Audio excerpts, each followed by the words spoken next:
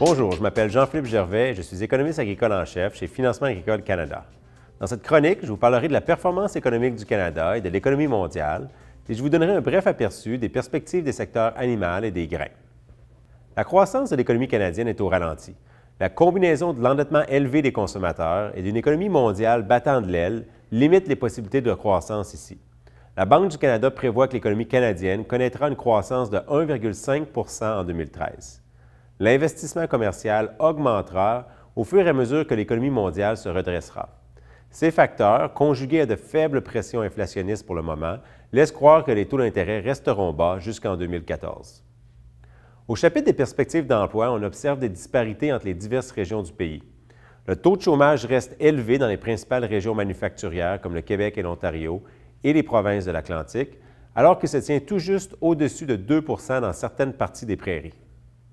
Un marché de l'emploi plus concurrentiel et des revenus agricoles élevés ont fait augmenter les salaires des employés agricoles.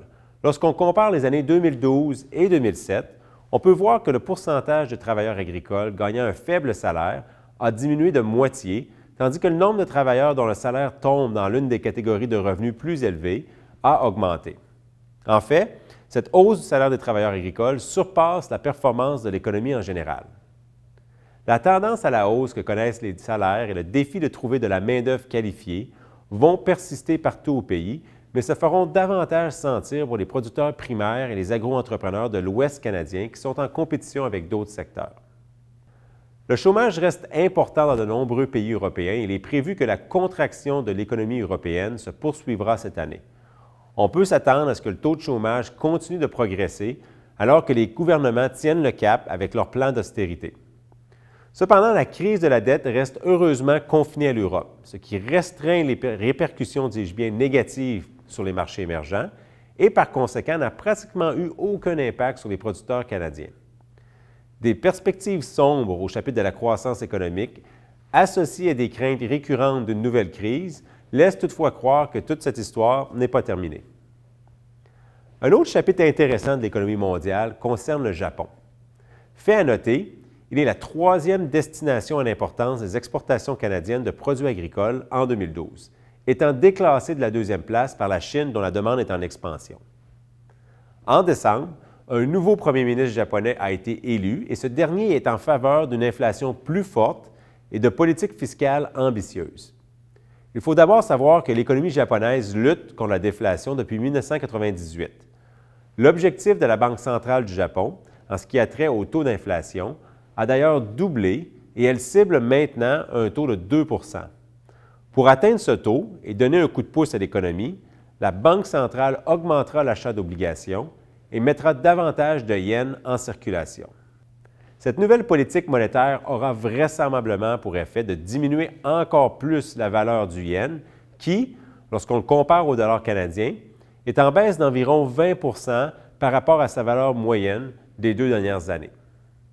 Un yen plus bas rend les produits japonais plus concurrentiels sur le marché mondial, mais il fait aussi augmenter le prix des produits agricoles canadiens par rapport aux produits japonais. Le Japon dépend grandement des importations alimentaires. La compétitivité des exportateurs canadiens ne repose pas seulement sur le taux de change du dollar, mais aussi sur le taux de change auquel sont soumis nos compétiteurs, comme les États-Unis. En somme, le Japon restera un partenaire commercial important de l'industrie agricole canadienne, mais la concurrence pour ce marché lucratif demeure vive. Le département de l'agriculture des États-Unis et Agriculture et agroalimentaire Canada ont récemment publié leurs perspectives des produits de base pour les 10 prochaines années.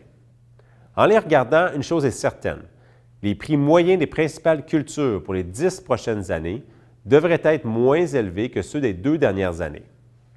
La demande de produits agricoles sur les marchés émergents continuera de s'accroître et maintiendra quand même les prix des cultures au-dessus de ceux observés durant les années 90 et au début des années 2000. La valeur des terres agricoles et les recettes des cultures sont étroitement liées. La valeur des terres agricoles devrait être fondée non pas sur la valeur actuelle des rendements, des prix des cultures, du coût des intrants, du taux d'intérêt, mais sur leur valeur future. La décision d'acheter des terres en se fiant seulement aux données des 2 ou 3 dernières années pourrait occasionner des problèmes lorsque les taux d'intérêt augmenteront et les marges se resserreront dans le futur. Par ailleurs, les perspectives demeurent positives pour le secteur de l'élevage de bétail, car les prix du porc et du bœuf devraient rester élevés et ceux des aliments pour animaux devraient diminuer à court et à long terme. Les producteurs porcins ont récemment eu un peu de répit avec la diminution des prix des céréales fourragères. Les perspectives positives du secteur se reflètent dans le rapport entre le prix du porc et le prix du maïs. Les marchés à terme prévoient que les marges de profit s'amélioreront vers le milieu de l'été. Mais les prix demeurent volatiles en raison des faibles inventaires de céréales.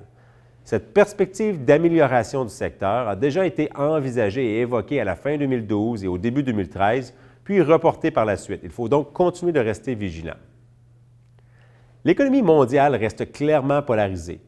D'un côté, l'économie des pays développés ne tourne pas à plein régime. L'Europe et les États-Unis sont toujours aux prises avec leurs dettes croissantes et le Japon tente de redresser son économie après 15 années de déflation et de croissance anémique.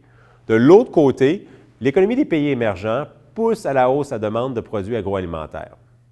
L'avenir s'annonce donc prometteur pour l'industrie agricole canadienne.